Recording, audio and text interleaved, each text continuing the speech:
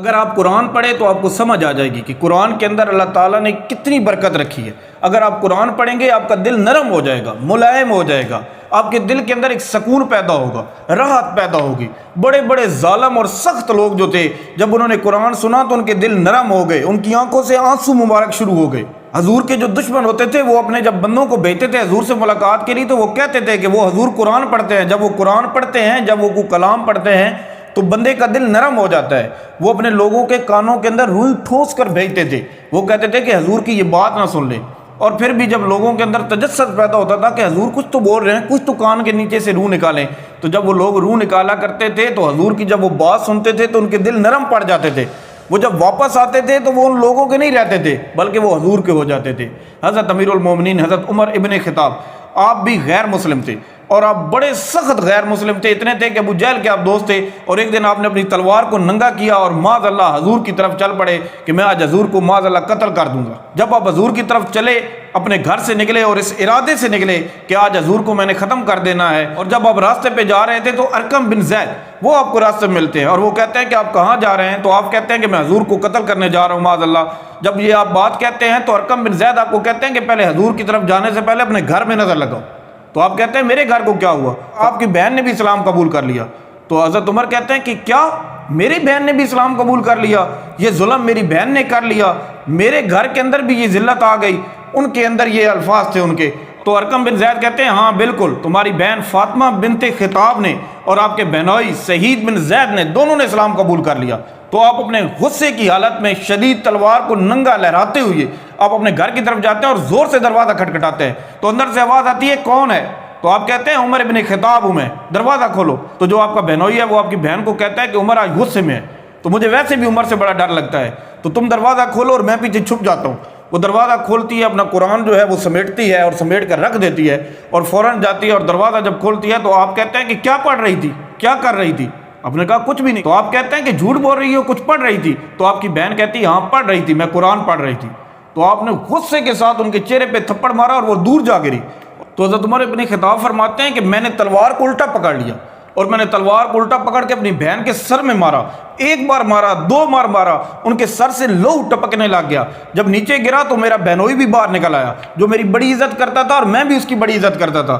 تو انہوں نے جب مجھے روکا میرے بہنوئی نے تو میں نے دوست کے بھی سر میں لگا دی اور میری بہن کے سر سے خون بہہ رہا تھا، اور میری بہن پلٹ کے کہتی ہے کہ عمر جس باپ کی پشت سے تو آیا ہے اسی باپ کی پشت سے میں آئی ہوں، جس ماں کی چھاتی کا دودھ تو نے پیا ہے اسی ماں کی چھاتی کا دودھ میں نے پیا ہے۔ یہ عمر یاد رکھنا کہ میں کبھی بھی اسلام سے نہیں ہٹوں گی۔ اگر میں نے مصطفیٰ کا کلمہ پڑھ لیا ہے، جتنی مرضی تم میرے چہرے پہ تھپڑ مارو، تم جتنا مرضی مجھے ذلیل کر لو، میں اسلام سے نہیں ہٹوں گی عمر، میں آج اسلام سے نہیں ہٹوں گی۔ تو ترش روح ہو کر گالی ہزار دے، یہ وہ نشہ نہیں جسے ترشی اتار دے، اور غلامانے جان دینے سے کبھی نہیں ڈرتے، یہ سر کٹ جائے گا یار پہ کوئی پرواہ نہیں، یہ سر کٹ جائے گا یار پہ کوئی پرواہ نہیں۔ تو جب حضرت عمر بن خطاب اپنی بہن کی یہ جلالت دیکھتے ہیں تو وہ چپ ہو جاتے ہیں، وہ کہتے ہیں کہ میری بہن مجھے بھی قرآن سناؤ۔ آپ فرماتی ہیں کہ نہیں تم نجس ہو، ناپاک ہو، جاؤ پہلے وضو کر کے آؤ۔ تو حضرت عمر بن خطاب کہتے ہیں کہ میں جاتا ہوں، میں وضو کر کے آتا ہوں۔ جب وضو کر کے آتا ہوں اور میری بہن قرآن پڑھنا شروع ہو جاتی ہے، اور جب وہ قرآن پڑھ رہی ہوتی ہے تو میری آنکھوں سے آنسو نکلنا شروع ہو جاتے ہیں۔ قرآن کے اندر اتنا درد تھا، اتنی محبت تھی کہ میری آنکھوں سے آنسو نکلنا شروع ہو جاتے ہیں اور میں تڑپ کر رونے لگ جاتا ہوں۔ جب بہن قرآن پڑھے اور بھائی قرآن سنے تو پھر ماحول ہی اور ہوتا ہے۔ آج کل تو ہم بہن بھائیوں نے قرآن ایک دوسرے کو سنانا ہی ختم کر دیا، نہ کوئی بھائی بہن کو قرآن سناتا ہے نہ بہن بھائی کو قرآن سناتی ہے۔ جب اس ٹائم قرآن پڑھا جاتا تھا، جب کوئی بیمار ہوتا تھا وہ کہتا تھا میرے سرانے آ کے قرآن پڑھو۔ جب کوئی زخمی ہوتا تھا اور اس کے جسم پہ بے تحاشا کٹ لگے ہوتے تھے، وہ اپنے آپ کو راحت پہنچانے کے لیے وہ کہتا تھا قرآن پڑھے۔ ایک قرآن کے اندر انہیں تاثیر ملتی تھی۔ آج ہمارے اندر قرآن ختم ہو گیا ہے، نہ ہم قرآن کو دیکھ رہے ہیں نہ ہم پڑھ رہے ہیں۔ ہماری الماریوں کے اندر وہ گرد آلودہ ہوا پڑا ہے، مٹی سے بھرا ہوا ہے۔ ہمارے پاس اتنا وقت نہیں کہ ہم ان قرآن کے ورقوں کو کھولیں، ان کو صاف کر لیں، ہمارے پاس اتنا وقت نہیں۔ ہم اپنی زندگی فلموں میں، کیبلوں میں، ٹی ویوں میں، موبائلوں میں ہر جگہ استعمال کر رہے ہیں، لیکن ہمارے پاس اتنا وقت نہیں کہ ہم اپنا وقت قرآن کو دے سکیں۔ ہمارے پاس وقت ہی نہیں ہے، ہمارے پاس اتنا وقت نہیں ہے کہ ہم اپنی بہنوں کے ساتھ بیٹھ کے قرآن پڑھیں۔ وہ قوم جو کل لڑتی تھی ننگی شمشیروں کے ساتھ، وہ آج سینما دیکھنے جاتی ہے اپنے ہمشیروں کے ساتھ۔ ہمارے پاس وقت ہی نہیں ہے ہم اپنی بہنوں کے ساتھ قرآن پڑھیں، بھائیوں کے ساتھ قرآن پڑھیں۔ تو جب حضرت عمر ابن خطاب وہ قرآن سنتے ہیں، وہ کہتے ہیں کہ بہن اٹھ، مجھے بھی آج حضور کے پاس لے جا، میں بھی اسلام قبول کروں گا، مجھے بھی حضور کے پاس لے جا، لیکن ایسے نہ لے جا میں پہلے آیا تھا حضور کو مارنے، آج میں اسلام قبول کروں گا، اور مجھے ایسے نہ لے جا، میرے ہاتھ باندھ دے اور میرے گلے کے اندر میری تلوار لٹکا دے اور میرے ہاتھ رسی کے ساتھ باندھ دے اور مجھے ایسے نہ لے کر جا، مجھے مارتی مارتی لے کر جا، کیونکہ میں حضور کو قتل کرنے کے لیے معاذ اللہ نکلا تھا، اور اب میں اسلام قبول کرنے کے لیے نکل رہا ہوں تاکہ مجھے میرے گناہوں کی سزا دی جائے، میرے گلے کے اندر رسی لٹکائی جائے، مجھے مارا جائے اور مجھے مار مار کر لے کر جایا جائے۔ اور یہاں ایک پنجابی کے شاعر نے کہا ہے کہ گھروں آیا سا مار مکاونے نو، گھروں آیا سا مار مکاونے نو، ہن مینوں مار دے لے جاؤ، ہن مینوں مار دے لے جاؤ، متے عمر دی عمر برباد ہووے، جتھے عمر سوار دے لے جاؤ، جتھے عمر سوار دے لے جاؤ۔ تو جب آپ کو لے کر جایا جا رہا تھا تو وہاں کسی نے حضرت امیر حمزہ رضی اللہ تعالیٰ عنہ آپ کو بتا دیا کہ عمر کو لے کر آیا جا رہا ہے اور عمر آ رہا ہے،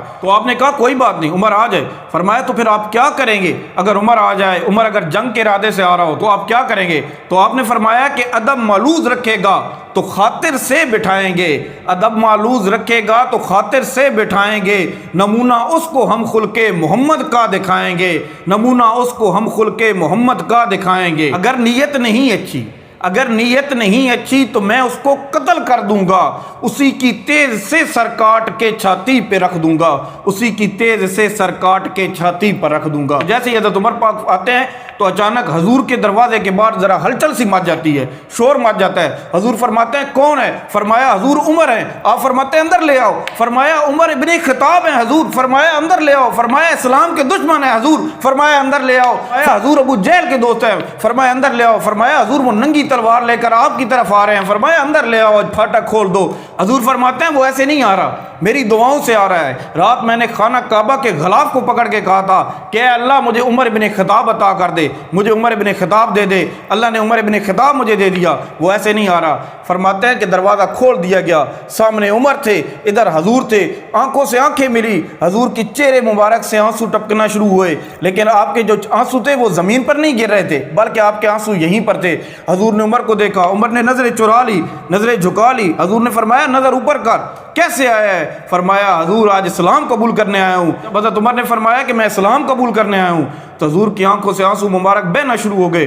تو جب حضرت عمر کی یہ بات سنی تو حضور نے اللہ اکبر کا نعرہ لگا دیا، حضور نے کہا اللہ اکبر، حضور نے فرمایا اللہ اکبر، صحابہ نے بھی اللہ اکبر کہنا شروع کر دیا، صدائیں بلند ہوتی گئی، صدا تکبیر کی گونجی پہاڑوں پر چٹانوں پر، صدا تکبیر کی گونجی پہاڑوں پر چٹانوں پر، صدا تکبیر کی گونجی پہاڑوں پر چٹانوں پر، فرشتوں نے سنے نعرے زمیں کے آسمانوں پر، فرشتوں نے سنے نعرے زمیں کے آسمانوں پر۔ حضور نے صحابہ سے فرمایا کہ آج میں نے اللہ اکبر کا نعرہ لگایا، ایک دن عمر میرا مکہ کی وادیوں میں میرے نعرے لگائے گا، مدینہ کے صحراؤں میں میرے نعرے لگائے گا، دریا کے کناروں میں میرے نعرے لگائے گا، سمندر کے اندر میرے نعرے لگائے گا، یہ وادیوں میں میرے نعرے لگائے گا، یہ زمین کے ہر نکر پہ میرے نعرے لگائے گا۔ آج میں نے اللہ کا نعرہ لگایا، ایک دن عمر میرے نعرے لگائے گا اور ہر جگہ نعرے لگائے گا، ہر جگہ اسلام قبول کروائے گا، اسلام کو زیادہ سے زیادہ پھیلائے گا۔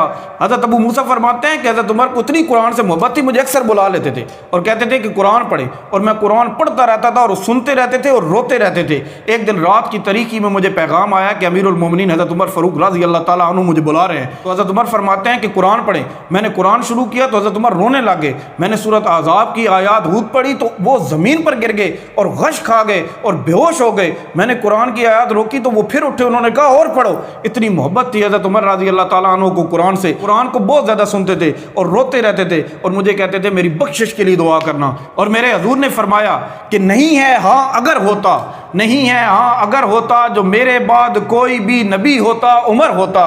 حضور نے فرمایا نہیں ہے ہاں اگر ہوتا جو میرے بعد کوئی بھی نبی ہوتا عمر ہوتا۔